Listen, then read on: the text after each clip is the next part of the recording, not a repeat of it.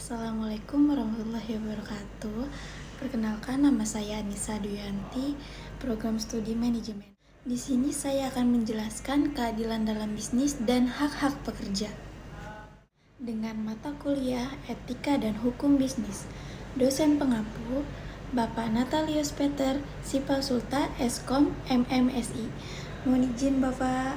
Baik, di sini saya akan menjelaskan tentang keadilan. Keadilan berasal dari kata adil yang berarti tidak berat sebelah, yaitu sebuah konsep moral dan filosofi yang mengacu pada prinsip-prinsip atau nilai-nilai yang mengatur hak, kewajiban, distribusi sumber daya, dan perilaku yang adil terhadap individu atau kelompok dalam masyarakat. Keadilan melibatkan pendistribusian yang adil dan seimbang dari sumber daya, perlakuan yang setara terhadap individu atau kelompok yang sama, serta pemenuh hak dan kewajiban yang berlaku secara objektif dan adil. Ada beberapa pengertian menurut tokoh filsafat terkenal di dunia menyampaikan pandangannya terhadap keadilan. Yang pertama, keadilan menurut Bapak Plato, yaitu suatu kondisi di mana masyarakat disusun secara harmonis sesuai dengan struktur kelas yang ideal.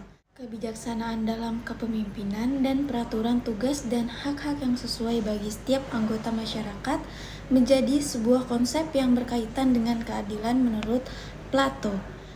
Yang kedua, keadilan menurut Aristoteles, yaitu keadilan terbentuk dari tindakan-tindakan yang baik dan menjadi kebiasaan di mana setiap individu diberikan sesuai porsi yang harus mereka terima berdasarkan hak, kewajiban, kebutuhan mereka. Selanjutnya, teori-teori keadilan. Ada beberapa teori terkenal yang membahas tentang keadilan. Di antaranya, teori keadilan utilitarian, yaitu berprinsip pada prinsip utilitas yang dimana keadilan dilihat sebagai pencapaian yang menyeluruh bagi masyarakat dan dilihat sebagai distribusi sumber daya yang menghasilkan hasil yang baik. Teori keadilan retributif, yaitu berprinsip hukuman yang sepadaan bagi penerimanya dengan tindakan yang dilakukan. Memberi hukuman yang sesuai terhadap tindakan yang melanggar hukuman, memperhatikan apa itu keadilan. Teori keadilan restoratif, yaitu keadilan dilihat sebagai proses untuk memperbaiki kerugian yang diakibatkan oleh tindakan yang menyamping, melibatkan semua pihak yang terlibat, termasuk korban, pelaku, dan masyarakat. Teori keadilan prosedural, yaitu keadilan dilihat sebagai pemastian sebuah proses, pengambilan keputusan, dan pembagian sumber daya yang dilakukan secara objektif, partisipatif, dan transparan. Yang terakhir ada teori keadilan keseimbangan, yaitu keadilan dilihat sebagai pencapaian keseimbangan yang tepat antara hak individu dan kepentingan publik. Materi selanjutnya ada hak-hak pekerja.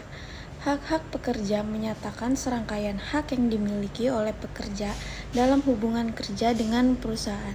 Berikut adalah beberapa contoh hak-hak pekerja yang umumnya diakui dalam berbagai sistem hukum dan konvensi internasional. Ada upah dan penghasilan yang adil, jam kerja yang wajar, keselamatan dan kesehatan kerja, perlindungan terhadap diskriminasi dan pelecehan, hak untuk berserikat, perlindungan sosial seperti jaminan sosial, asuransi kesehatan, dan program pensiun sesuai dengan hukum atau perjanjian kerja yang berlaku. Perlindungan terhadap pemutusan hubungan kerja yang tidak sah atau sewenang-wenang, serta hak untuk kompensasi yang sesuai dalam kasus pemutusan hubungan kerja.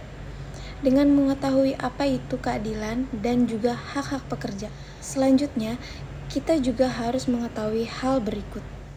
Apa itu keadilan dalam bisnis?